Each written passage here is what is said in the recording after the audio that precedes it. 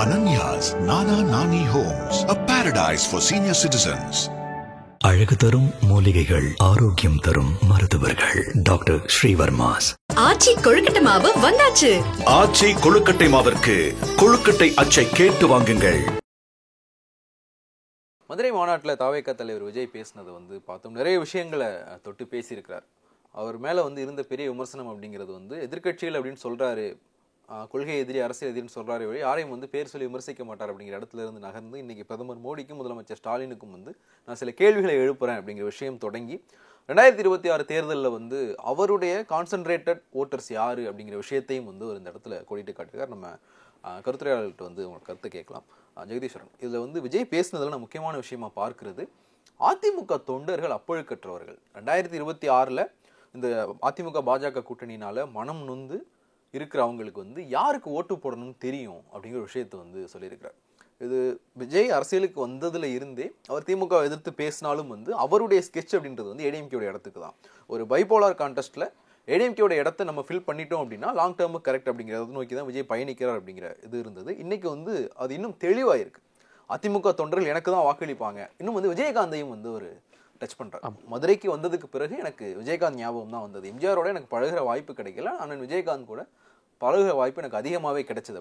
இதை எப்படி சமம் பண்ணணும்னு நினைக்கிறீங்க? அதாவது இதற்கு முன்னாடி இன்னும் சொல்லப்போனால் விக்கிரவாண்டி மாநாடு முடிந்த பிறகு இல்லை முதல்ல ஆரம்பிக்கும் பொழுது இருந்த பேச்சு என்பது நாம் தமிழர் கட்சியோட தமிழக வெற்றிக் கழகம் போவாங்க, சீமான் கூட பேச்சுவார்த்தையெல்லாம் நடத்துகிறார் அப்படின்னு அது சீமான் அவர்கள் வெளிப்படையாக சொன்னார். அப்புறம் ஒரு 2-3 பேச்சுவார்த்தைக்கு அப்புறம் அண்ணன் நான் தம்பி வரட்டும்னு காத்துட்டு இருக்கேன்னு சொல்லி சொன்னார். அதற்கு பிறகு விக்கிரவாண்டி மாநாட்டில் கொள்கை அறிவித்த பிறகு ஒன்று அந்த பக்கம் இல்லை இந்த பக்கம் இல்லை அப்படிங்கிறது அதோட அது முடிஞ்சிருச்சு. அதற்கு பிறகு சீமான் அவர்களிடம் கேட்கும் போதும் நான் தான் பிரைமரி, அவர் சபார்டினேட்டாக வருவாரா அப்படிங்கிற ஒரு முக்கியமான கேள்வி.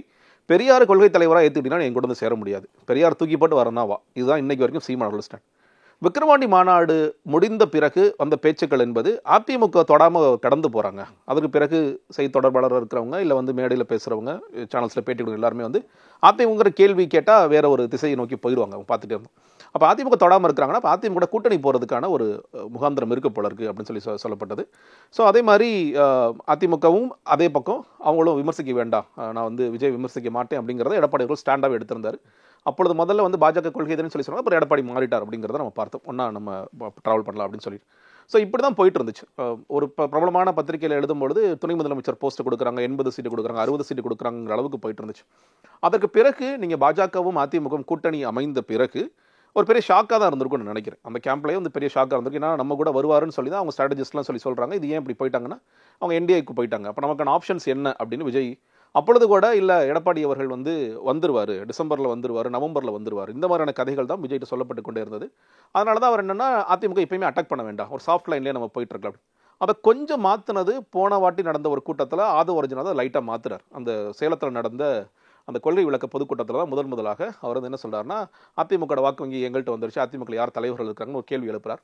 இந்த ஸ்ட்ராட்டஜி மேபி இது ஆதவ அர்ஜுனா இல்லை சார், இனிமேலும் நம்ம போனால் என்டிஏல தான் நம்ம போகணும், அது நம்ம ஓகேயா கொள்கை எதிரின்னு சொல்லிட்டு அந்த இந்தியா கூட ஒன்று போகணும், இல்லை நம்ம அதிமுக எதிர்க்க வேண்டிய ஒரு இடத்துக்கு வந்துட்டோம். ஏன்னா இன்னும் தேர்தல் 8 மாதம் தான் இருக்குது. எடப்பாடி அவர்கள் அவ்வளோ சீக்கிரமாக பிஜேபி விட்டுலாம் வர மாட்டார். நம்ம இதே மாதிரி சொல்லிட்டே இருக்கலாம், நம்ம உள்ளுக்குள்ளே பேசும்போது உட்காந்து நம்ம பேசலாம். ஆனால் இனிமேலும் எடப்பாடி அவர்கள் பாஜக விட்டுலாம் வரமாட்டார் அப்படின்னு சொல்கிற காரணத்தினால தான் பாஜகவை நம்ம அட்டாக் பண்ணுவோம். அதிமுகவுடைய ஒரு பெருசாக அட்டாக் பண்ணாமல் சாஃப்டாக இந்த ஓட்டுகளை நம்ம பக்கம் திசை திருப்பதற்கான இது பண்ணலாம். ஏன்னா நீங்கள் எம்ஜிஆர் அவர்களால் வளர்க்கப்பட்ட கட்சி, ஒரு சினிமா நடிகரால் வளர்க்கப்பட்ட கட்சி, அதே மாதிரி நமக்கும் அந்த வாக்குகள் நமக்கு வரக்கூடிய வாய்ப்புகள் இருக்குது. இன்றைக்கி அதிமுகவில் இருக்கிற மிகப்பெரிய பிரச்சனை என்பது பெரிய ஆளுமை இன்னைக்கு இல்லை. மிக குறிப்பாக இன்னைக்கு அதிமுகவில் இளைஞர்களோட ஓட்டுகளை கவர்றதுக்கு ஆள் இருக்காங்களா? இன்னும் சொல்ல போனால் பூத் ஏஜென்ட்ஸாக போடுறதுக்கே இளைஞர்கள் ஒரு 30 வயது கீழே தேடினா அதிமுக 25-30 தேடினா ஆளே இல்லைங்கிற மாதிரி தான் பல இடங்கள் வந்துட்டு. அப்போ அந்த ஓட்டுகளை கவரக்கூடிய தலைவராக நீங்கள் மாறுவீங்க. பெண்கள் ஓட்டு ஆப்வியஸ்லி நிறைய பேர் வருது அப்படின்னு நிறைய மக்கள் வீட்டில் நம்ம பேசுகிறோம். வீட்டில் பேசும்போதெல்லாம் அவருக்கு ஓட்டு பண்ண என்ன தப்புன்னு பேசுகிறாங்க. இன்றைக்கி மாநாட்டில் வந்தவங்கள பார்க்குறாங்க. அப்போ அதை குறி வச்சு நம்ம நகரலாம். இந்த களம் என்பது டிஎம்கே அகேன்ஸ்ட் டிவிகேவை மாற்றக்கூடிய வாய்ப்புகள் இருக்குது அப்படிங்கிறத அதை ஃபோக்கஸ் பண்ணுறாருன்னு நினைக்கிறேன். இதற்கு பிறகும் அதிமுக எப்படி ரியாக்ட் பண்ண போகிறாங்க? இனிமேல் சாஃப்ட் ஒன்று எடுக்க போகிறாரா எடப்பாடி அவர்கள்? இல்லை அவர் வச்சுட்டு போகிறாங்க, பேசிட்டு போகிறாங்க, சாஃப்ட் ஒன்று எடுக்க போகிறாரா, இல்லை இவங்களும் எதிர்க்க போகிறாங்களா அப்படிங்கிறதா இது ஒரு ட்ரை கார்னராக அட்லீஸ்ட் அதிமுக ட்ரை பண்ணுறாங்களா அப்படிங்கிற நோக்கி போகும் நான் பார்க்குறேன். இல்லை, இந்த விஜயினுடைய அவர் இன்னொரு சொன்னது திமுகவினுடைய கூட்டணி கட்சிகளையும் மறைமுகமாக விமர்சிக்கிறார். மதச்சார்பற்ற கூட்டணின்னு சொல்லிட்டு ஏமாத்துறாங்க அப்படின்னு சொல்லிட்டு திமுக கூட்டணி கட்சிகளையும் சாடுறார். இது சிங்கம் வந்து தனியாக நிற்கும் அப்படின்றதுல இருந்து அவருடைய பேச்சு ஆரம்பிச்சது. அதிமுக மேலான விமர்சனம், திமுக கூட்டணி கட்சிகள் மேலான விமர்சனம், திமுக விமர்சிச்சதை தாண்டி திமுக கூட்டணி கட்சியில் விமர்சிக்கிறது, தனித்து போட்டி அப்படிங்கிற ஒரு இடத்துக்கு வந்து ரெடி ஆயிட்டாரா? இல்லை, நான் அதில் அந்த சிங்கம் வந்து எல்லா நேரத்திலும் வெளியே வராது.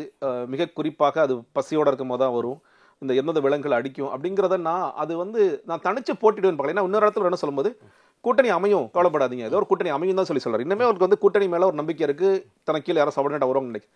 நான் இதை எப்படி பார்க்குறேன்னா, எல்லா இஷ்யூஸ்க்கு நான் பேச மாட்டேன். நீ வந்து ஆணவ படுகொலை பற்றி ஏன் பேசுகிறேன்னு கேள்வி எழுப்புறீங்க, தூய்மை பணியாளர்கள் குறித்து ஏன் நீங்கள் பேசுகிறேன்னு கேள்வி எழுப்புறீங்க, இங்கே வந்து ஒரு பிரபலமான ஒருத்தருடைய பேரன் வந்து ஒரு காரியத்தை கொள்றாரு, அதை ஏன் நீங்கள் கேட்க மாட்டேறீங்கன்னு நிறைய இந்த மாதிரி சிக்கல்கள் தொடர்ச்சி வந்துட்டு இன்றைக்கி ஒரு ஆணவ படுகொலை முதல்ல நடக்குதுன்னா அதை பற்றி பேச மாட்டேறீங்க. இந்த எல்லாம் ஏன்னா இதே நீங்கள் கம்பேர் பண்ணி பாருங்க. நீங்கள் அம்பேத்கர் அவர்களுடைய எல்லோருக்குமான தலைவர் அம்பேத்கர் வெளியிட்ட விழாவில் இதே வார்த்தையை சொன்னார், நான் ஃபோட்டோ ஷூட் அரசியல் பண்ண விரும்பலன்னு சொல்லி சொன்னார். அந்த நேரத்தில் கடுமையாக வெள்ளம் விழுப்புரத்தில் நடக்கும்போது எல்லாருமே கேள்வி எழுது, என்னங்க இப்படி, அப்போ நாளைக்கு நீங்கள் என்ன தான் பண்ண போறீங்க அப்படின்னு ஒரு கேள்வி இருந்துச்சு. அதற்கான பதிலாக தான் சொல்றார். நீங்கள் அந்த ஆரம்பத்துலலாம் பார்த்தீங்கன்னா இந்த ஸ்கிரிப்டை எழுதி கொடுக்குறவங்க நம்ம மாதிரி ஆட்கள் விவாதங்கள் என்ன பேசுகிறோம், யூடியூப்ல என்ன பேசுகிறோம், மெயின் ஸ்ட்ரீமில் என்ன பேசுகிறோம், அதற்கான பதில் தான். நீங்கள் ஏன் விஜய் இதுக்கு பேச மாட்டேங்கிறதுக்கு பதிலாக சிங்கம் வந்து எல்லாத்துக்கும் வராது. அந்த மாதிரி ஒரு சிங்கம் தேவையே இல்லை தமிழ்நாடு என்ன கேட்டால். நீங்கள் வந்து சிங்கம் அதுக்கு வீட்டிலே படுத்து தூங்கலாம், இப்போ தூங்கிட்டு இருக்க மாதிரி தூங்கலாம். ஏன்னா பின்னாடி ஸ்பீச்சில் என்ன சொல்கிறாரு, நான் இதுக்கே எப்படின்னா நீ பின்னாடி நான் களத்துக்கு போனால் என்ன ஆகும் அப்படின்னு ஒரு கேள்வி எழுப்புறாரு. அதை கூட நான் இன்னும் முழுமையாக நம்பலை. ஏன்னா இதே மாதிரியான பேச்சுக்கள்லாம் நிறையா இந்த மாநாட்டில் பேசிய பேச்சுக்கள் எல்லாம் உண்மையாக அவர் சொல்கிற மாதிரி ஹார்ட் டு ஹார்ட் வந்ததா இல்லை எழுதி கொடுத்ததை இன்றைக்கி நல்லா மனப்பாடம் பண்ணி ஒப்பிச்சாரான்னு பார்த்தா என்னை பொறுத்த வரைக்கும் எழுதி கொடுத்து நல்லா மனப்பாடம் பண்ணி ஒப்பிச்சாரன் நான் பார்க்குறேன். ஏன்னா அவர் வந்து ஒரு ஹார்ட் ஹார்ட்டுங்கிற உண்மையான பேச்சு இருந்தால் இந்த பிரச்சனைகள்லாம் நடக்குது, இந்த பிரச்சனைகளுக்கு என்ன நம்ம பதில் பேசணும். சாதியான படுகொலை நடந்திருக்கு, மதுரையில் இப்படி மதுரையில் மாநாடு போடுறதுனால பேச வேணாம்னு யாராவது சொன்னாங்கன்னா நான் வாய் மூடிட்டு கள்ள மௌனம் சாதிப்பேன்னு சொல்லியிருப்பாரா, இல்லை அந்த பாதிக்கப்பட்ட இளைஞருக்கான நிற்பேன்னு சொல்லியிருப்பாரா அப்படிங்கிற ஒரு கேள்வி எழுந்திருக்கும். ஸோ அதனால் அவர் வந்து அதெல்லாம் ஒரு ஸ்கிரிப்டட் ஒர்க்காக தான் நான் பொதுவாக நான் பார்க்கின்றேன். நான் சிங்கம்ங்கிற ரெஃபரன்ஸை பார்க்கும் பொழுது எல்லா பிரச்சனையும் பேச மாட்டீங்க. ஏன்னா இனிமேல் நீங்கள் கேட்பீங்க, 2வது மாநாடு தான் முடிச்சா இப்போயாவது நீங்கள் பேசுங்க, நீங்கள் டெய்லி இஷ்யூஸ்க்குள்ளே வாங்க. அவர் என்ன சொல்கிறாரு, டெய்லி இஷ்யூஸ்க்குள்ள நான் வரவே மாட்டேன், நான் கடைசி வரைக்கும் இப்படியே தான் இருப்பேன். இன்னொன்னு சொல்றாரு, எனக்கு வேற வேலையே கிடையாது, தட் மீன்ஸ் நான் என்னுடைய சினிமா விதையும் விட்டுட்டேன், இனிமே வந்து இதுதான் எனக்கு என்னுடைய பணி வந்து மக்களுக்கு, என்னுடைய கடன் மக்களுக்கு பணி செய்து கிடப்பதுதான்றதுக்கு நகர்றாரு. இன்னைக்கு ஒரு ஓப்பனா டிக்ளேர் பண்றாரு. நான் சொல்றேன் ஜூன் மாசத்தோட அவரோட மே மாசத்தோட ஷூட்டிங் முடிஞ்சிருச்சு. மே மாச பாதியிலிருந்து மே ஜூன் ஜூலை ஆகஸ்டோட முடிவுல நம்ம இருக்கோம். இந்த 3 மாதங்களில் நீங்க என்ன பண்ணீங்க? வேலையில் தான். நானே சொல்றேன், உங்களுக்கு வேலையே இல்லை. என்ன பண்ணீங்க?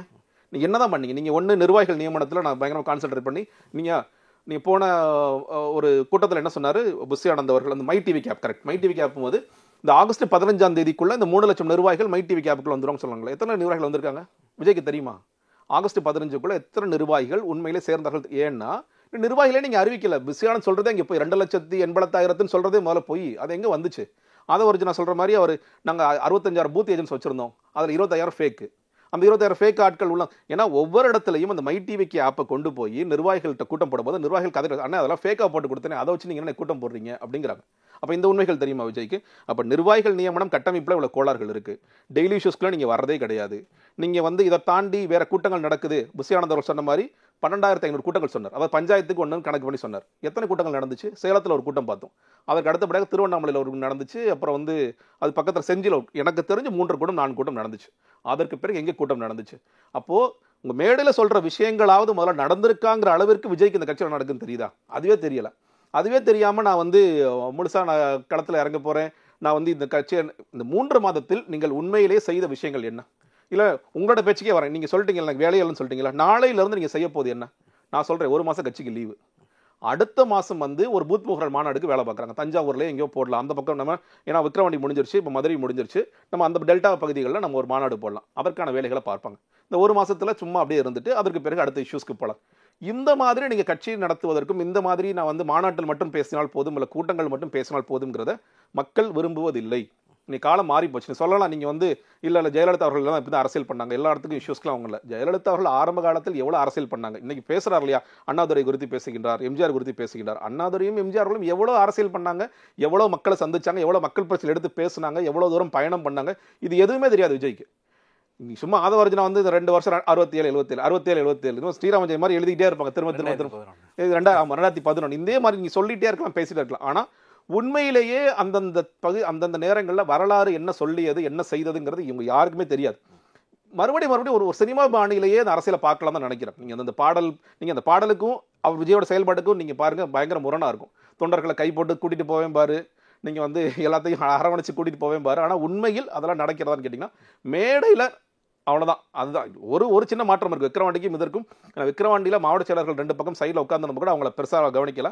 வந்தார், பேச்சு முடிச்சா நான் கிளம்புறேன்ப்பான்னு அந்த பைபிள் புத்தகம் எல்லாத்தையும் எடுத்துகிட்டு போயிட்டார். இதில் ஓரளவிற்கு மாவட்ட செயலர்களோட கை குலுக்கி அந்த ஒரு உற்சாகம் இருக்குது. அதை தாண்டி இந்த பேச்சை வந்து பெருசாக இது ஒரு அரசியல் தாக்கத்தை ஏற்படுத்தக்கூடிய பேச்சாக நான் நிச்சயமாக பார்க்கலாம். இல்லை, முதலமைச்சரையும் பிரதமரையும் பேர் சொன்னதோட அவங்கள்ட்ட சில கேள்விகளையும் எழுப்புறாரு. பிரதமர்கிட்ட வந்து கச்சத்தீவை மீட்கணும், நீட் தேர்வை ரத்து பண்ணணும் அப்படிங்கிற விஷயங்களை கேட்குறாரு. நீங்கள் வந்து மக்களுக்கு நல்லது செய்ய ஆட்சிக்கு வந்தீங்களா, சிறுபான்மையினருக்கான எதிரான விஷயங்களை பண்ணுறதுக்காக ஆட்சிக்கு வந்தீங்களா அப்படின்றார். இதுவே ஒரு பெரிய மாற்றமாக தானே தெரியுது விஜயனுடைய அந்த பொலிட்டிக்கல் கிராஃபை எடுத்து பார்த்தோம் அப்படின்னா. இல்லை, எனக்கு இப்போ என்ன கேள்வினா, நீங்கள் போன வருடம் நடந்த கல்வி மாநாட்டில் நீட்டு பற்றி பேசுவோம். போன வருடம் அந்த கல்வி மாநாட்டில் நீட்டு முக்கியமான ஒரு பிரச்சனை, அதற்கு நான் கொடுக்குற இமீடியட் சொல்யூஷன் என்ன, இன்ட்ரீம் சொல்யூஷன் என்ன, லாங் டேர்ம் சொல்யூஷன், 3மே பேசினார். நான் ரொம்ப வரவேற்றேன் எல்லா தமிழ் மக்கள் எல்லாருமே. ஏன்னா முதல் 2 பகுதியாக நடந்துச்சு. முதல் நாள் வந்து ஏன் நீங்கள் நீட்டை பேசாம விட்டீங்கன்னு பெரிய விமர்சனமாச்சு. அந்த விமர்சனம் எடுத்துக்கிட்டு அவர் உண்மையிலே பேசுவார், வரவேற்கக்கூடிய விஷயம். இந்த வாட்டி நடந்த கல்வி மாநாட்டில் நீட்டு மட்டும்தான் தேர்வான ஒரு லைன் மாத்துறாரு. இப்போ மறுபடியும் விமர்சனம் ஆகுது, என்னங்க இப்படி பேசிட்டாரு. அதற்கு ஒரு பதில் அவன் சொல்கிறேன் இல்லையா, இவங்க வந்து சுயமாக அங்கே சிந்திக்கக்கூடிய ஆற்றல் மிக்க யாராவது இருக்காங்களோ நிச்சயமாக கிடையாது. யூடியூப்ல ஜெகதீஸ்வரன் இந்த நீட்டு குறித்து இப்படி கேள்வி எழுப்புறாரு, இல்லை வந்து ரவீந்திரன் துரைசாமி கேள்வி எழுப்புறாரு, அவர் கேள்வி எழுப்புறாரு, இவர் கேள்வி எழுப்புறாரு. அப்போ நீட்டுக்கு நம்ம வேற ஸ்டாண்ட் டக்குன்னு மாற்றுவோம். அப்போ வந்து பிரதமர் அவர்களை ஏன் நீட்டு குறித்து நீங்கள் வந்து கண்டுக்க மாட்டேங்கிறீங்க, இப்போ நீட்டு குறித்து அவர் பேசிட்டாருன்னு சொன்னால் அது ஸ்டாண்டை மாற்றுவாங்க. இது இல்லைங்க அரசியல். நீங்கள் பிரதமர்கிட்ட கேட்க வேண்டிய கேள்விகள் 1000. ஆதவர்ஜனாவது அட்லீஸ்ட் அந்த கருப்பு சட்டம் குறித்து லைட்டாக பேசினார். இதெல்லாம் விஜய் அவர்கள் பேசணும்ல. மாநில சுயாட்சி, இந்த கட்சி வந்து மாநில சுயாட்சிக்காக நிற்குதுன்னு சொல்லுங்க, இது மாநில உரிமைகளை பேசக்கூடிய கட்சின்னு சொல்றீங்க. அந்த மாநில உரிமைகள் குறித்துல விஜய் அதிகமாக பேசியிருக்க வேண்டும். சும்மா 2 விஷயம் தொட்டு காமிச்சிட்டு போயிடுவோம், இங்கே 2 விஷயம் தொட்டு காமிப்போம். தமிழ்நாட்டில் உண்மையிலேயே பேச வேண்டிய பல பிரச்சனைகள் இங்கே இருக்கின்றது. இந்த மேடையை பயன்படுத்தி இருக்கணும்ல, இவ்வளோ லட்சக்கணக்கான பேர் வர்றாங்க. அப்போ அந்த மேடையை பயன்படுத்தி இந்த பிரச்சனைகளுக்கு நான் யாருக்காக நிற்க போகின்றேன்னு சொல்லும் பொழுது, எதற்காக நிற்க போகின்றேன்னு சொல்லும் பொழுது, நான் வந்து உழவர்களுக்கு நிற்கிறேன், நான் வந்து மாணவர்களுக்கு நிற்கிறேன், மீனவர்களுக்கு நிற்கிறேன், இப்படி சொல்றது கிடையாது. என்ன செய்ய போறீங்க நீங்க? மாணவர்களுக்கு என்ன செய்ய போறீங்க? இப்ப கல்வி கடன் ரத்துன்னு திமுக சொன்னாங்க, அது ஏன் செய்யலாம் ஒரு கேள்வி எழுப்பியிருக்கலாம். இல்ல டிஎன்பிசி பிரச்சனை நடந்துகிட்டு இருக்கு, டிஎன்பிசியில் ஏன் இவ்வளவு மோசமா இருக்குன்னு சொல்லி கேள்வி எழுப்பியிருக்கலாம். நீங்க நியமனங்கள்ல நிறைய பிரச்சனைகள் இருக்கு, இன்னைக்கு எலெக்ஷன் கமிஷன் சார் பிரச்சனை எவ்வளவு பெரிய பிரச்சனையா மாறிட்டு இருக்கு, அதை கேள்வி எழுப்பியிருக்கலாம். இப்படி நீங்க ஸ்பெசிபிக் இஷ்யூஸ் அட்ரஸ் பண்ணாதான் அது போய் கனெக்ட் ஆகும். பொதுவாக நான் எல்லாருக்கும் நல்லா செய்ய வந்திருக்கேன்ப்பா, ஆனால் நான் வீட்டை விட்டு வெளியே வர மாட்டேன்ப்பா அப்படின்னு சொல்லுவது அரசியலே கிடையாது. இல்லை, ஒரு விஜய் வந்து இதுக்கு முன்னாடி ஒரு கூட்டத்தில் பேசும்போது சோஷியல் மீடியாவில் கட்சி தொண்டர்கள் ரசிகர்கள் இயங்குறத வந்து பெருமையாகவே பேசியிருந்தார். அவருடைய இந்த ஸ்பீச்சை எடுத்து பார்த்தோம் அப்படின்னா ஒரு ஜென்சி கிட்ஸை வந்து ரீச் பண்ணுற மாதிரியான நிறைய டேர்ம்ஸ் வந்து அதில் இருக்குது. முதலமைச்சர் அங்கிள்னு ஒரு இது பண்ணதாக இருக்கணும். ஒரு சோஷியல் மீடியா அரசியலுக்குள்ளேயே விஜய் சுற்றிட்டே இருக்காரோ. அதான் நான் சொல்கிறேன், நீங்கள் அந்த சோஷியல் மீடியா அரசியலுக்குள்ள தான் ஒட்டுமொத்த டீமே சுற்றுதுன்னு சொல்கிறேன். நீங்கள் ஏன்னா நீங்கள் களத்துக்கு போய் உண்மையில் என்ன நடக்குதுன்னு நீங்கள் அங்கே இருக்கிற ஜான் ஆரோக்கியசாமியோ இல்லை புஷி ஆனந்தோ இல்லை வந்து ஆதவர்ஜன் அவர்களோ களத்தில் போய் என்ன நடக்குது, ஒவ்வொரு ஊர்லையும் என்ன பிரச்சனை நடக்குது, அந்த பிரச்சனைகளுக்கு நம்ம என்ன போராடணுமோ போராடக்கூடாதா அப்படின்னு நீங்கள் பார்த்தீங்கன்னா அது தெரியும்.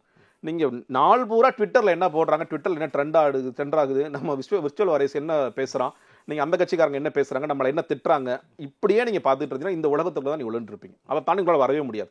நீங்கள் அவர்களுக்கான ரெடி பண்ண ஸ்பீச்சாக தான் அது மாறிக்கிட்டே இருக்கும். அதை பார்த்து எல்லாம் ஃபயர் விடுவாங்க, நிறைய பேர் ஃபயர் விடுவாங்க, அண்ணன் பயங்கரமாக பேசிட்டாருப்பா இன்னைக்குன்னு சொல்லுவாங்க. ஆனால் உண்மையிலேயே அரசியல் புரிந்த மக்களுக்கு இது என்னப்பா பேச்சுங்கிற மாதிரி தான் தோணும். நீங்கள் வந்து இந்த கிராஃபை நீங்கள் பார்த்தீங்கன்னா விக்கிரவாண்டியிலிருந்து அடுத்தடுத்ததாக நடந்த ஒவ்வொரு ஈவெண்ட்லையும் இவர் என்ன பேசினார், இன்னைக்கு என்ன பேசியிருக்காரு அப்படின்னு பார்க்கும் பொழுது நீங்கள் அன்னைக்கு ஒரு பெரிய எதிர்பார்ப்பு இருந்தது, விஜய் என்ன பேச போகின்றார், விஜய் வந்து பேசுவாரா பேச மாட்டாங்க எதிர்பார்ப்பை உடைச்சாரு.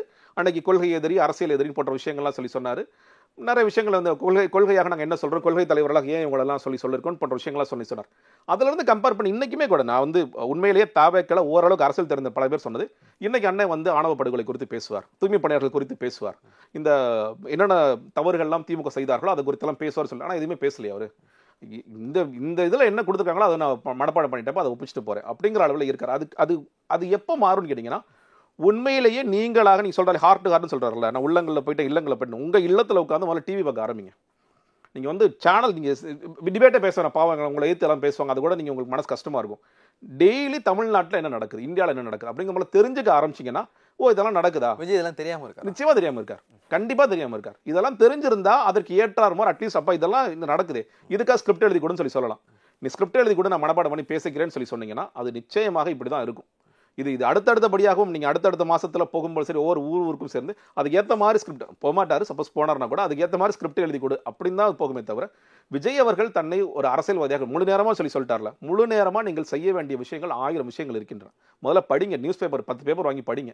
நீங்கள் கலைஞர் அவர்களாம் காலை 4 மணிக்கு எந்திரிச்சு அத்தனை பேப்பரை படிச்சுட்டு அமைச்சர்கிட்ட இன்ஸ்ட்ரக்ஷன் கொடுப்பாங்களா நம்ம கேள்விப்பட்டிருக்கோம். கலைஞர் பயங்கரமான உழைப்பாளி. அந்த உழைப்பெல்லாம் எடுத்துங்க. திமுக குறை சொல்றது நிறைய விஷயங்கள் நீங்கள் பண்ணலாம். திமுக எடுத்துக்கொள்ள வேண்டிய பாசிட்டிவ்ஸ் நிறைய எடுத்துக்கங்க. இன்னைக்கு மாநாடு நடத்தின விஷயமே நம்ம பார்க்குறோம். நீங்க மற்ற கட்சிகள் மாநாட்டில் இந்த மாதிரி குறைகள்லாம் வர மாட்டேங்குது. அதிமுக மாநாட்டில் குறைகள் வரல, திமுக மாநாட்டில் குறைகள் வரும், வேற மாதிரி குறைகள் வருது. சாப்பாடு வீணாக்கிட்டாங்க, தண்ணியை வீணாக்கிட்டாங்க, அந்த குறைகள் வருது. ஆனா சாப்பாடே இல்ல, தண்ணியே இல்லங்கிற குறைகள் எங்கேயுமே வரல. பந்தலே போடல, இந்த மாதிரி குறைகள் வரல. இல்ல அப்ப அதுல இருந்து நீங்க கத்துக்க முயற்சி பண்ணணுமே தவிர, நீங்க அதை கத்துக்க முயற்சி பண்ணீங்கன்னா உண்மையான அரசியல்வாதியாக நீங்கள் பரிணமிக்கலாம். இல்லாட்டி இன்னொரு ஒரு 2 மாசம் கழிச்சு இன்னொரு ஸ்பீச். நான் இன்னும் போய் சொல்றேன், அவருக்கான வாக்கு வங்கி இருக்கு. அரசியலே தெரியாத, நான் இப்போ பார்த்தீங்களா, தலைவரை பார்த்தாலே போதும்பா, தலைவர் என் துண்டை வாங்கிட்டாருப்பா, தலைவரோட நான் செல்ஃபி எடுத்துட்டேன்ப்பா, தலைவருக்கு முன்னாடி நான் ஃபோட்டோ எடுத்துட்டேன்ப்பா, இந்த மாதிரியான நபர்கள் நிச்சயமாக தமிழக வெற்றிகளை தான் ஓட்டு போடுவாங்க. ஏ பொலிட்டிக்கலா அவங்களுக்கு பொலிட்டிக்கலா மாற ஆரம்பிச்சிட்டாங்கன்னா யோசிக்க ஆரம்பிச்சிடும். ஓகே, நமக்கு வேற என்ன கட்சி இருக்கு, இது தமிழக வெற்றிகளுக்கு முற்படுற மாதிரி தெரியல அப்படிங்கிறத யோசிக்க ஆரம்பிப்பான். அதனால தான் இவங்களும் மேபி இது அரசியல்மயப்படுத்தாமல் இருக்காங்கன்னு நான் நினைக்கிறேன். நீங்க ஏன் இந்த மாதிரி குதிக்கிறாங்க, ஓடுறாங்க, இறங்குறாங்க, ஏறுறாங்கன்னு பார்த்தீங்கன்னா, அவங்கள ஒரு மாதிரி நீங்க பொலிட்டிசைஸ் பண்ண ஆரம்பிச்சிட்டிங்கன்னா உணர ஆரம்பிச்சிருவான். விஜய் என்ன பேசுறாருங்கிற கேள்வியை எழுப்ப ஆரம்பிச்சிடும். அதனால தான் அவங்க ஏற்பட்டு பார்க்குறேன். ஒரு நீங்கள் சொன்ன மாதிரி ஒரு விமர்சனங்களுக்கு பதில் சொல்லிக்கிட்டே இருக்காரு விஜய். அப்படின்னா கூட்டம் ஓட்டா மாறாது. ஒரே விஜயகாந்த் சொல்றாரு, விஜயகாந்துக்கு நம்ம பார்த்தோம், விஜயகாந்துக்கு கூடிய கூட்டமும் வந்த வாக்குகளுக்கும் பெரிய அளவிலான வித்தியாசம் இருந்தது. அவருக்கு கூடின கூட்டம் எல்லாம் வாக்குகளாக மாறிஇருந்தால் 2006 தேமுதிக ஆட்சி அமைச்சிருக்கணும். அந்த அளவுக்கு கூட்டம் எல்லா ஊர்லேயும் ஒரு கூடுச்சு. நான் நேராக விட்னஸ் பண்ணியிருக்கேன், விஜயகாந்த் கூட்டின கூட்டத்தை நேரடியாக விட்னஸ் பண்ணியிருக்கேன். இதே விமர்சனம் இவர் மேல வைக்கும்போது அதுக்கும் பதில் சொல்றாரு, இந்த கூட்டத்தை நான் ஓட்டா மாத்தி காட்டுவேன் அப்படின்னு சொல்லிட்டு. இல்ல அதான் நான் என்ன சொல்றேன், இன்னைக்கு பார்க்க என்ன சொல்றேன் இல்லையா, இன்னைக்கு இவ்வளவு கஷ்டப்பட்டு ஊர்ல இருந்து பார்க்க வந்த கூட்டம் ஓட்டும் போடும். ஆனா நீங்க க்ளோசர் எலெக்ஷன் இப்ப சொல்றாங்கல்ல, இன்னைக்கு வந்திருக்கிற இந்த இளைஞரோ இல்ல அந்த பொண்ணோ அவங்க அப்பா அம்மா கன்வின்ஸ் பண்ணி ஓட்டு போடுவாங்கன்ட்டு. நான் என்ன சொல்றேன், அவங்க ஒரு கேள்வி கேட்கறாங்கன்னு வச்சுக்கோங்களேன். ஓகே, நீ ஓட்டு போறேன்னா சரி, என்ன செஞ்சிருக்காரு விஜய் அப்படின்னு கேள்வி எழுப்பினா இவங்க என்ன பதில் சொல்லுவாங்க? ஒண்ணுமே இல்லை. அவங்க ரொம்ப ஸ்பெசிஃபிக்கா உங்களுடைய மாணவர்கள் செக்டாருக்கு விஜய் இதற்கு என்ன பேசியிருக்காரு அப்படின்னு ஒரு கேள்வி எழுப்பினா உங்களால் பதில் சொல்ல முடியும். அதான் சொல்றேன், நீங்க எவ்வளவு பேரை பொலிட்டிசைஸ் பண்றீங்களோ, இது பொலிட்டிசைஸ் ஆக விஜய் ஓட்டல் நகர ஆரம்பிச்சிடும். நீங்க சீமான் குறித்து இதே மாதிரி விமர்சனங்கள் சில நேரங்கள் இருக்கும். நீங்க ரொம்ப ஃபர்ஸ்ட் டைம் ஓட்டர்ஸ் மட்டும் தான் வர்றாங்க அடுத்தடுத்து. ஆனா சீமானாவது ஒரு கொள்கைங்கிறது தமிழ் தேசியங்கிறது தொடர்ச்சியாக பின்பற்றிட்டு வராது. தமிழ் தேசியத்துக்கு நிற்கிற கூட்டங்கள் இருக்காங்க. விஜய் அவரிடம் அந்த தெளிவான நிலைப்பாடே இல்லை. இப்போ போன வாட்டி பேசும்போது தமிழ் தேசியமா திராவிடமா அந்த கேள்விகள்லாம் இருந்ததுன்னு சொல்லி அது பண்ணார். ஆனால் இன்னைக்கு வேற ஒரு இடத்துக்கு நகர்ந்து போயிட்டார். இன்னைக்கு நீங்க எல்லாரும் சில கேள்வி கேட்கும் போது எதுக்காக நீங்க அண்ணா வச்சிருக்கீங்க, எதுக்காக நீங்க எம்ஜிஆர் வச்சிருக்கீங்கன்னு கேள்வி எழுப்பும்போது ஒரு அடையாளமாக நான் பார்க்கிறோம் அப்படிங்கிற ஒரு இடத்துக்கு நகர்ந்து போறாங்க. இப்போ கொள்கை ரீதியான நிலைப்பாடு என்ன அப்படிங்கிற கேள்விகள்லாம். இப்போ அதே மாதிரி நீங்க ஒவ்வொரு வீட்டில் இருக்கிற ஓரளவுக்கு அரசியல் தெரிந்த அப்பா அம்மாக்கள் இந்த பசங்கள்கிட்ட பேசும்பொழுது, நீ எதுக்கு ஓட்டு பண்ண, நீ என்ன கன்வின்ஸ் பண்ண, இல்லை நான் உன்னை கன்வின்ஸ் பண்றேன்னு சொல்லி ஆரம்பிச்சாங்கன்னா இந்த பசங்களும் மாறுவதற்கான வாய்ப்புகள் இருக்கிறது. இன்னைக்கு பெரிய கூட்டம் இருக்கு, கண்ணை மூடிக்கிட்டு ஏ பொலிட்டிக்கல் இருக்கிற கூட்டம் போடத்தான் செய்யும். ஆனால் அவர்களும் ஒரு சமயத்தில் இது சரியா தவறா என்று உணர்வார்கள் நான் பார்க்கிறேன். இப்போ விஜயினுடைய இந்த கூட்டம், அந்த அவர் மேல இருக்கிற விமர்சனம், இதெல்லாம் கடந்து இந்த பேச்சில் பொலிட்டிக்கலா ஒரு அவுட்கம் கூட இல்லையா, ஒரு டேக்கவே இல்லையானா, அவர் ஒரு கல்வி மாநாட்டில் முதல் முறை அந்த கல்வி விருது வழங்கும் விழாவில் சொல்றாரு, உங்களுக்கெல்லாம் ஒரு டேக்அவே மெசேஜ் வேணும், பெரியார் அம்பேத்கர் காமராஜர் எல்லாம் படிங்க. இந்த மதுரை மாநாட்டில் அவர் பேசின பேச்சினுடைய டேக்அவே மெசேஜ் என்னவா இருக்குன்னு நினைக்கிறேன்? இல்லை, ஒன்று நீங்கள் அதிமுக குறித்து பேசியதன் மூலியமாக நான் தனிச்சு கூட போகலாம் அப்படிங்கிற ஒரு மெசேஜ் சொல்லியிருக்காரு நான் பார்க்குறேன். இன்னொன்று, நீங்கள் வேட்பாளர் குறித்து இந்த கேள்விகள் எழுது. ஏன்னா நிறைய பேர் பேசும்போது எங்கள் விஜய் அவர் சொன்ன மாதிரி மதுரை கிழக்கில் மதுரை கிழக்கில் விஜய் நின்னா ஜெயிச்சிருவார். ஆனால் மதுரை தெற்கில் யார் ஜெயிப்பான், திருமங்கலத்தில் யார் ஜெயிப்பா, திருப்பரங்குன்றத்தில் யார் ஜெயிப்பான்னு பேசும்பொழுது அப்போ அந்த வேட்பாளர் ஓரளவுக்காவது மக்களுக்கு தெரிஞ்சிருக்கணும். மாவட்ட செயலராக இருந்திருக்கலாம், அந்த ஊர் பகுதியில் பிரபலமானவராக இருக்கிறாரும் கேள்வியெல்லாம் எழும். அப்படிங்கிறதுக்கு பதிலாக என்ன சொல்றார், இது எல்லா இடத்திலும் எனக்கான ஓட்டு தான். அதுக்கு அவங்க பல நேரங்களில் ஜானார்கேசுமே சொல்றது, பிரதர் எல்லா இடத்துலையுமே விஜய் தான் பிரதர் நிற்கிறாரு, அவருடைய முகத்துக்கு தான் ஓட்டு. எம்ஜிஆருக்கு இப்படி தான் நடந்துச்சு. இல்லை, எம்ஜிஆருக்கு அப்படி நடக்கல. எம்ஜிஆர் கூட வந்தவர்கள் யாருன்னே உங்களுக்கு தெரியாது. எம்ஜிஆர் கூட யாரெல்லாம் வந்தாங்க, அமைச்சர்கள் எத்தனை பேர் வந்தாங்க, பாராளுமன்ற உறுப்பினர்கள் எத்தனை பேர் வந்தாங்க, சபாநாயகர் யார் வந்தார், இந்த வரலாறே தெரியாத காரணத்தால எம்ஜிஆரோட முகத்துக்கு தான் பிரதர் ஓட்டுன்னு இவங்க இன்னும் கதை கட்டிட்டு இருக்காங்க.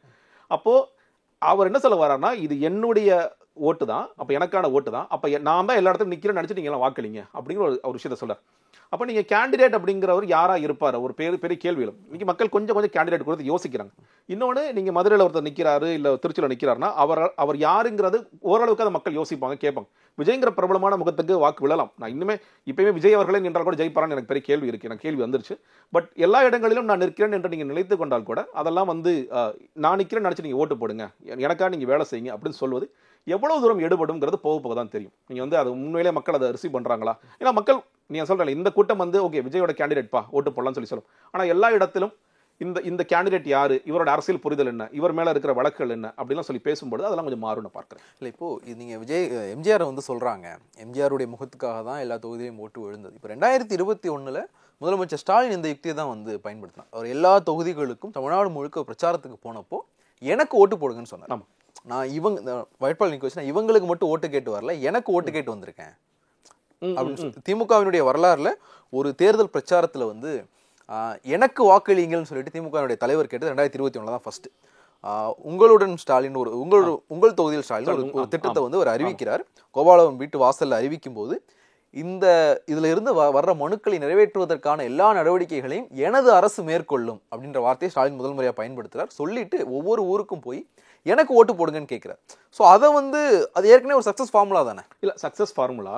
ஆனா நீங்க எனக்கு வாக்களிங்கள் சொல்லி சொன்னால் கூட நீங்க திருச்சி இல்லைன்னா KN Nehru, Anbil Mahesh Poyyamozhi, விழுப்புரமா Ponmudi, சாத்தூரா KKS Ramachandran, மதுரையா PTR இருக்காரு, மதுரை மூர்த்தி இருக்காரு, இப்படின்னு ஒவ்வொரு ஊர்களிலும் ஏற்கனவே நீங்க அரசியலில் அனுபவம் மிகுந்தவர்கள் இருக்கிறார்கள். நீங்க இப்போ இப்படி சொல்லலாமே, ஸ்டாலின் அவர்கள் ஒரு சும்மா எக்ஸ்பெரிமெண்டலா அப்ப நீங்களாம் கொஞ்சம் ஒதுங்கி நில்லுங்க, நான் புதிய முகங்களா 233 தொகுதிகளையும் நிற்க போறேன்னு சொன்னா வெல்வார்களா அப்படிங்கிற மிகப்பெரிய கேள்வி. அந்த தேர்தல் அனுபவம் என்பது வேறு. இப்போ கூட இவர் பேசும்போது சீரன்கள் கூட அந்த அனுபவம்லாம் வேண்டாம்னு சொல்லி சொன்னார்ல. நீங்க அனுபவமே இல்லாம என்னங்க அட்மினிஸ்ட்ரேஷன் பண்ணுவீங்க? உங்களால் மாநாடே நடத்த முடியல. ஒரு நாளைக்கு நீங்க 2 மாசமா அதுக்காக பிளான் பண்றீங்க, நீங்க தண்ணி பைப் ப்ளே பண்றீங்க, என்னென்னமோ பண்றீங்க. அந்த மாநாட்டை உங்களால், ஏன்னா நான் ஒரே ஒரு இது வச்சிருக்கேன், நீங்க மாநாடு சக்சஸ்ஃபுல்லா நடத்திருந்தீங்கன்னா நீங்க திட்டமிட்டபடி 5 மணிக்கு இந்த மாநாட்டை ஆரம்பிச்சிருக்கலாம். இது கூட்டம் ஏறுது, மக்கள் மயக்கம் போடுறாங்க, பழையபடி விக்ரவாண்டியில் என்ன நடந்துச்சோ எல்லா கோளாறும் நடக்குது. 2வது எக்ஸ்பெரிமெண்ட் இது. ஃபர்ஸ்ட் எக்ஸ்பெரிமெண்ட்னா பரவாயில்லைங்க, புதுசாக தான் கட்சி, இப்போ தான் குழந்தை பிறந்திருக்கு, அதனால ஒன்றும் செய்ய முடியாது, இந்த குழந்தை தவள ஆரம்பிச்சு நடக்க ஆரம்பிச்சிருச்சுல. அதற்கு பிறகு எங்களுக்கு மாநாடே நடத்த தெரியல, நாங்கள் அட்மினிஸ்ட்ரேஷனில் பயங்கரமாக பண்ணிடுவோம், அட்மினிஸ்ட்ரேஷன் இருக்கிறவங்க நாங்கள் திட்டுவோம். இது எப்படி சரியாக வரும்?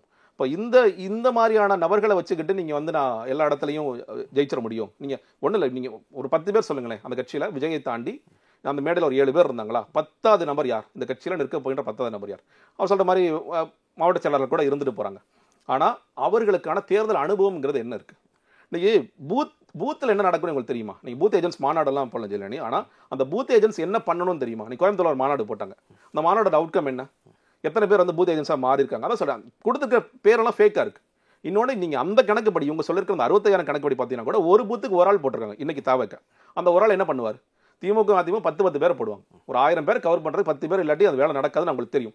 இன்னைக்கு ஒருத்தரை போட்டுட்டு அதை ரொம்ப பெருமையா பேசுறாங்க. 65,000 பேருக்கு ஒரு ஆள் போடுவாங்க திமுக அதிமுக. 100 பேர், அதான் சொல்றேன், ஒரு பூத்துக்கு 10 பேர் மினிமமா போடுவாங்க. நான் சொல்றேன், நீங்க ஒரு பூத்துக்கு ஒருத்தரை போட்டுக்கிட்டு நாங்க எல்லா வேலையும் செஞ்சிட முடியும்னு சொல்றேன். அதுலயுமே 20,000 பேர் ஃபேக்கா இருக்காங்க அப்படின்னா நீங்க என்ன சாதிச்சிட முடியும்?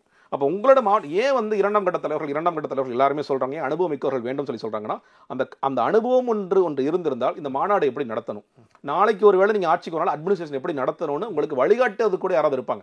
நீங்க அட்மினிஸ்ட்ரேஷன் என்னன்னு தெரியாது. இந்த நாட்டில் என்னென்ன துறைகள் இருக்கு, இந்த துறைகளில் ஒவ்வொருத்தருக்கும் என்ன பிரச்சனை நடக்குது.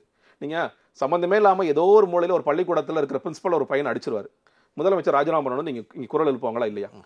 விஜய் இதெல்லாம் தாங்குவாரா? விஜய் அவர்களுக்கு என்ன அரசியல் இது வரைக்கும் ஒரு புரிதல் இருக்கு, இல்ல அந்த மேடையில் இருக்கிறவங்களுக்கு எவ்வளவு பேருக்கு அரசியல் புரிதல் இருக்கு?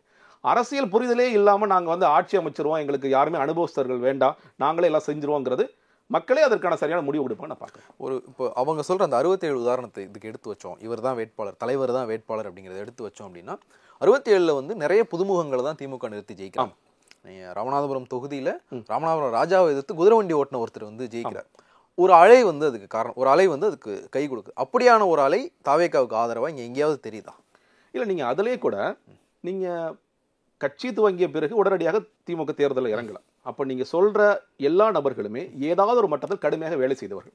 நீ பல நேரங்களில் இந்திய எதிர்ப்பு போராட்டம் மட்டும்தான் இல்லை, அவங்க வந்து விலைவாசி கண்டித்து நிறைய போராட்டம் செஞ்சிருக்காங்க. அண்ணா எவ்வளவோ கூட்டங்களை எவ்வளோ விஷயங்கள் பேசுகிறார், மதவாதம் குறித்து, ஜாதிவாதம் குறித்து. அண்ணா எவ்வளோ பேர் இன்டெலக்சுவலாக எவ்வளோ பேசியிருக்காரு. அந்த கட்சியில் நீங்கள் எப்பொழுதுமே திமுக என்ன ஒரு இன்டெலக்சுவல் பார்ட்டிங்க, அது எந்த மட்டத்தில் வேணாலும் நீங்கள் திமுக போய் அரசியல் பேச முடியாது. அதிமுகவிற்கும் திமுகவிற்கும் மிக முக்கியமான வித்தியாசம் வேறுபாடு என்ன, அவங்க மேலே 1000 விமர்சனங்கள் இருக்கும், ஆனால் ஒரு இன்டெலக்சுவல் பார்ட்டிங்க அடிமட்ட தொண்டர் வரைக்கும் அரசியல் பேசுவான். அந்த அரசியல் அண்ணா கொண்டு போனார். இன்னைக்கு நான் சொல்கிறேன் இல்லையா, தலைவருக்கே இங்கே அரசியல் புரிதல் இல்லை, நீங்கள் அடிமட்ட தொண்டனுக்கு எங்கே போய் அரசியல் நீங்கள் கற்றுக் கொடுப்பீங்க? அப்படி இருக்கும் பொழுது இவர்களெல்லாம் நாளைக்கு வேட்பாளராக மாறுவாங்க அப்படின்னு சொல்லுவதே மிகப்பெரிய அபத்தமாக இருக்கும். நான் ஒரு கடைக்கோடி தொண்டனுக்கு சீட்டு கொடுத்துட்டேன், அவனுக்கு என்ன அரசியல் தெரியும்? முதல்ல நான் ஏன் மறுபடியும் அரசியல் தெரியும் நான் சொல்கிறேன்னா, நாளைக்கு உண்மையிலேயே உங்களோட கனவுபடி ஆசைப்படி நீங்கள் அட்மினிஸ்ட்ரேஷன் போனீங்கன்னா நீங்கள் வந்து மிகப்பெரிய ஒரு எக்ஸ்பெரிமெண்ட்டாக மாறிடும். நீங்கள் அசாம் கணபரிசு என்ன நினச்சுன்னு பார்த்தோம். நீங்கள் அதெல்லாம் இன்னும் இத்தனைக்கும் ஓரளவுக்கு தெளிவான பசங்களே வந்து இங்கே ஆட்சி வைக்க முடியாமல் எவ்வளோ கோளாறு பண்ண பார்த்தோம். இங்கே ஒன்றுமே இல்லை, இங்கே இருக்கிறது எல்லாருமே வந்து மேடையில் இருக்கிறது முதற்கொண்டு எல்லாம் தற்கொலைகளாக இருக்கும் பொழுது நீங்கள் நாங்களாம் இல்லை நான் தான் சொல்கிறேன். ஏன்னா நீங்கள் நான் சிம்பிளாக கேட்குறேன், அங்கே இன்டெலக்சுவல் ஃபேஸ் யார்? அந்த கட்சியோட இன்டெலக்சுவல் ஃபேஸாக யாராவது ஒருத்தர் இருக்காங்களா? நீங்கள் எல்லா கட்சியிலையும் சொல்லலாம், நீங்கள் அதிமுகலையும் சொல்லலாம், திமுக சொல்லலாம், பாஜக சொல்லலாம். இவர் இன்டெலக்சுவல் ஃபேஸ் சார், இவர் வந்து ரொம்ப மக்கள்கிட்ட பிரபலமாக இல்லாட்டி கூட அவர் தேவையான விஷயங்களை செய்வார். நீங்கள் நாம் தமிழரில் கூட ஒரு அறிவுசார் அமைப்புன்னு ஒன்று வச்சுருந்தாங்க, ஆரம்ப காலத்தில் நிறைய வேலைகள்லாம் செஞ்சாங்க. இந்த கட்சியில் அந்த மாதிரி ஒரு அறிவுசார் அமைப்புங்கிறது என்ன? யாரோ ஜான் ஆரோக்கியசாமியா? அவர் 10 பேர் அவுட் சோர்ஸ் பண்ணி எல்லாம் அறிக்கைகள்லாம் வாங்கி கொடுக்கலாம், அவ்வளோதானே தவிர உங்களுடைய அறிவுத்தளம் என்பதே உங்களிடம் இல்லை. அதை வச்சுக்கிட்டு தமிழ்நாடு மாதிரியான ஒரு நிறைய அறிவுள்ள மாநிலம், இந்த கட்சியை விட்டுறேன், ஒரு அறிவுள்ள மாநிலத்துக்கிட்ட போய் நீங்கள் மோதி ஜெயிக்க முடியும்னு நினைக்கிறதே மிகப்பெரிய தவறு தான் பார்க்குறேன். பார்க்கலாம் சார், விஜயனுடைய பேச்சுக்கள் தொடர்பாக அடுத்தடுத்த எதிர்வினைகள் என்ன வருது அப்படிங்கிறத பார்க்கலாம். உங்களுடைய இணைவும் கருத்து மிக்க நன்றி.